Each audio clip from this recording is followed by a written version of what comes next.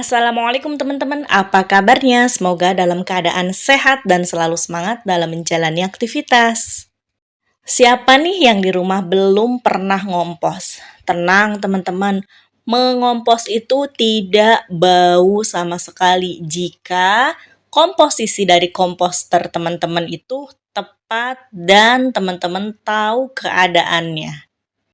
Hari ini saya mau panen semua komposter yang ada di rumah. Komposter yang ada di rumah ada 5. Ada 3 komposter ember, 1 komposter gerabah, dan 1 komposter pot. Semua saya panen karena mau dipakai lagi teman-teman. Walaupun pada dasarnya panen dari komposternya itu sudah berbeda-beda ya tentunya. Tergantung dari volume ember tersebut atau wadah tersebut. Jika wadahnya lebih kecil, berarti dia lebih cepat untuk panen. Sedangkan untuk wadah yang lebih besar seperti ini dia cenderung lebih lama, maksimal 3 sampai 6 bulan, teman-teman. Tergantung dengan sampah organik jenis apa yang dimasukkan ke dalam komposter. Kalau yang jenis nabati tentunya cepat ya, teman-teman. Tapi beda lagi jika teman-teman memasukkan cangkang telur, kemudian tulang, itu akan lebih lama. Nah, kadang saya lebih memilih untuk memasukkan unsur nabati aja. Jadi kadang sedikit gitu memasukkan sisa tulangnya. Lebih banyak dikubur atau ditanam di pot tanaman gitu teman-teman. Nah ini udah selesai. Tadi kan saya sekalian nih mau nambahin sisa organik dan ditambahin juga tanahnya.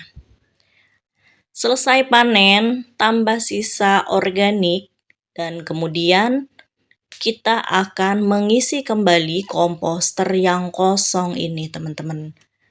Nah, begitulah kalau kita hidup berdampingan dengan alam. Setelah kita mengkonsumsi, kita menghasilkan sampah, kemudian kita olah lagi menjadi kompos. Setelah panen, komposnya kita berikan lagi ke tanaman, tanamannya terus kita konsumsi, menghasilkan sampah lagi, kemudian dikompos lagi, terus-menerus akan berputar siklus alam tersebut, teman-teman. Jadi sebenarnya hidup berdampingan dengan alam itu sungguh indah sekali. Bahkan dianjurkan di dalam Al-Quran pun agar kita tidak merusak bumi, tidak merusak lingkungan ya teman-teman. Oke, nah untuk langkah mengompos yang pertama, yang paling dasar kita kasih lapisan unsur coklat. Saya pakai sekam mentah karena di sini melimpah banget teman-teman. Ini saya dapatkan dengan gratis langsung ke penggilingan padi. Sudah saya kasih lapisan si sekam padinya kira-kira teman-teman dikira-kira aja ya. Kalau mengompos itu nggak ada ukuran sebenarnya. Feeling aja gitu. Artinya unsur coklat lebih banyak dari unsur hijau gitu aja. Udah, kalau udah teman-teman ngerti konsepnya, kita juga akan mengompos dengan feeling. Jadi yang tahu komposter kita di rumah itu ya kita sendiri teman-teman, bukan orang lain gitu. Nah oke, lapisan kedua saya masukkan tanah. Ini tanah kompos yang tadi yang sudah dipanen. Kita tambahkan ke lapisan keduanya teman-teman. Kalau nggak ada unsur coklat, sekam teman-teman bisa pakai kardus, bisa pakai daun kering, rumput kering, ya serbuk kayu atau serbuk gergaji. Kalau tidak ada tanah kompos yang sudah jadi, teman-teman bisa pakai media tanam yang sudah jadi, tanah pekarangan, atau pupuk kandang ditambahkan, bisa banget ya teman-teman. Nah kemudian saya masukkan sisa organiknya. Ini hasil berburu untuk ekoenzim di toko buah ya teman-teman, makanya ini banyak. Ini bukan sisa dari keluarga saya sendiri, karena ketika membuat ekoenzim pun saya mencari di tukang buah, di tukang rujak gitu, es untuk mendapatkan kulit buahnya tersebut. Tapi sebelum digunakan untuk ekoenzim dipilih terlebih dahulu.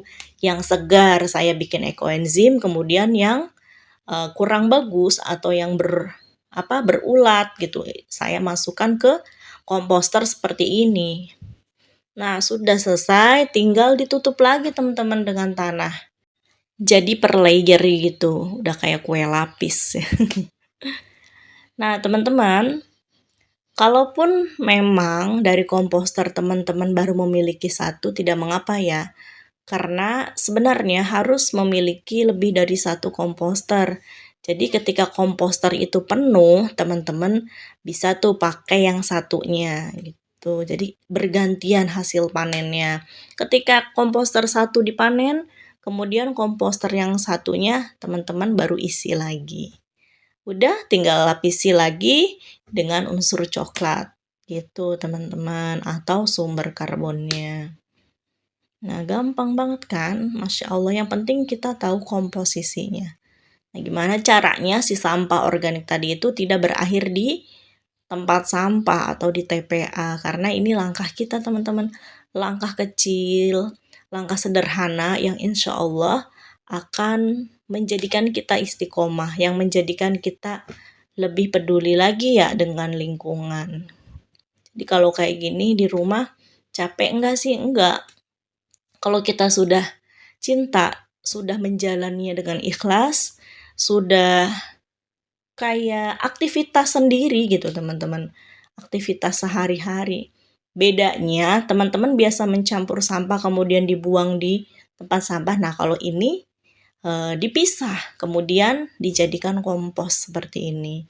Jadi sudah selesai nih teman-teman per layernya, unsur coklat, tanah, unsur hijau atau sisa organik, kemudian tutup lagi dengan tanah, tutup lagi dengan unsur coklat atau sumber karbon. Terakhir teman-teman bisa siram dengan bioaktivator, bisa dengan air molase seperti saya, bisa dengan air ekoenzim atau air cucian beras, air EM4, apapun teman-teman yang ada di rumah manfaatkan.